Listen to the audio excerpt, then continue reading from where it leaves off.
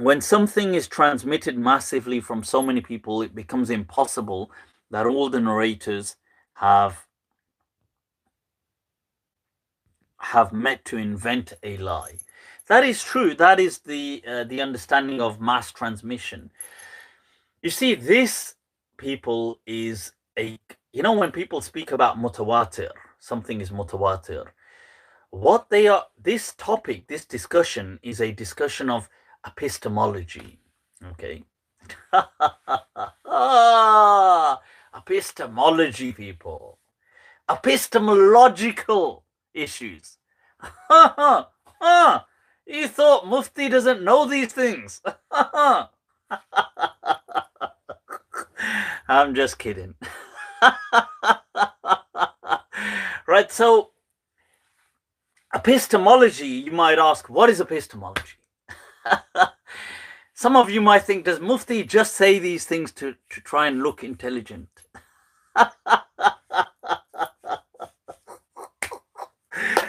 Karna padta hai, boss, karna padta hai. We've got to do these things. Otherwise, people don't believe that I actually read. If I don't force feed you these words, I don't have no value. I'm messing. Epistemology basically is the study of how we know things. So how do I know this glass right here, this pint glass, with my special cocktail in there? Allah, Allah. I could tell you what it is, but nah, nate.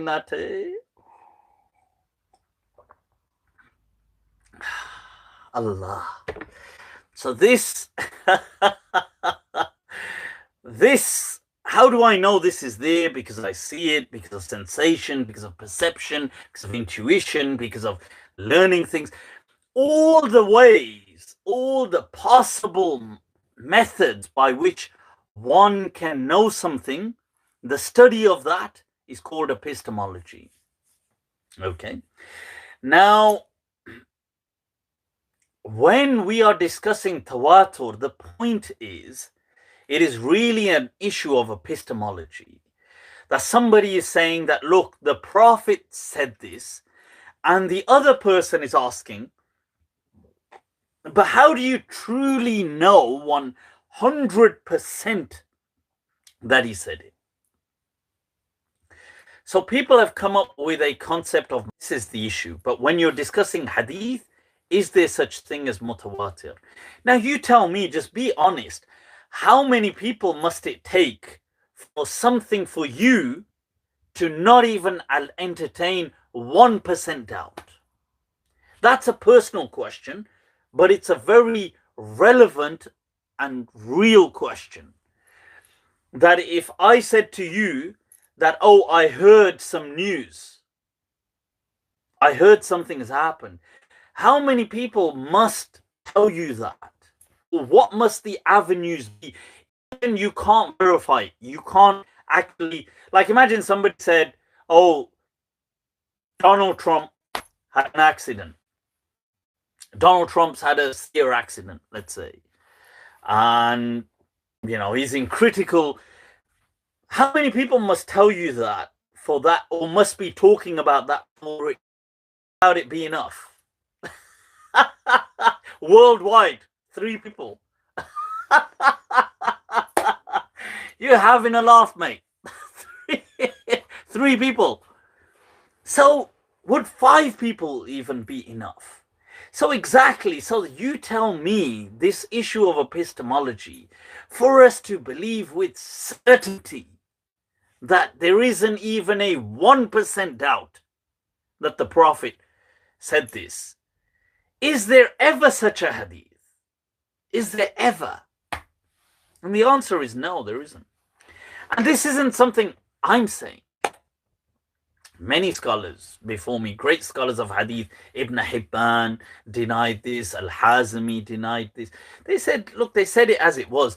But later on, you've got to understand the enterprise of the scholars involved. This is why people, I always advise you that when you're studying, if you're serious about religion and things like this, it's always good to, and you can use this in any aspect of life. You don't have to reserve this for religion, but always assess the power at play, the power dynamics. You see, human beings are complex creatures. We're not just, when people say things, they don't just say things. There's huge power issues, power dynamics at play. There's things like status, positions of power. There's subconscious things taking place. There's so much. I mean, I don't know, those of you that have ever looked into, and I'm not saying this has to be 100% accurate, but there's something there. There's a sub-science within psychology, sometimes referred to as Gameology. Okay, and this is the study of games, but not like video games and things like that. But it's the study of kind of mental games that people play. And you'll see things like, and it's at the forefront, people like Rick Byrne, who's got a book called Games That People Play. And you can buy the book, and some of it may be slightly outdated now because it was written decades ago. And maybe people don't behave in those exact same ways today, but still, it's interesting. And let me give you an example. What he's talking about is subconsciously the kind of, and sometimes consciously and subconsciously, the games of interaction that people are playing. So, as an example, back then, a few decades ago, when women weren't as thriving in the workplace as they are today, let's say, so they didn't have maybe as many. They did have opportunities a few decades ago as well, but I'm just saying today it's probably there's it's a lot. I would say reasonably equal, but people may challenge that. But my point is, he gives the scenario of this is one game of a woman who is too daunted, too intimidated to pursue her ambitions. She's too daunted. That thought scares her. The thought of failure, like of going out there, and let's say she wants to become a writer, or she wants to become something, but she's too frightened of failing. So what she does is she marries a husband, a guy that is very controlling. This husband doesn't allow her to pursue an academic pursuit, like doesn't allow her to go to university. He's very controlling. Now she then justifies her inability to become let's say a writer or a nurse or whatever it is on her husband. Says, well, I'd love to have been this, but my husband, he's too controlling and too possessive and doesn't let me. And this is why you can understand why I said the book may be slightly outdated, but the games are still real.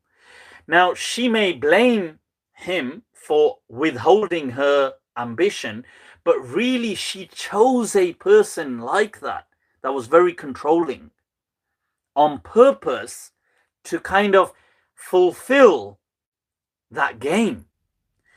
And what Eric Byrne and other psychologists are trying to show here is that human beings are very complex, and there's a lot of games that go on between people. And I know the term games makes it sound jovial, but they're not actually always jovial or necessarily fun. They're just the kind of interactions that are taking place. KM said most Muslim men are controlling. Right. So, they may be. Unfortunately, I actually may agree with you. I think that unfortunately many Muslim men are still very insecure, and that's a shame. Actually, it's a tragedy. But getting back to this point, you see, when you're studying a discussion within Islam, and you're looking at a hadith, mutawatir, being mutawatir, this concept is posited by who? The muhaddithin who are invested in this enterprise. They have a stake in this enterprise. Without hadith, there is no them.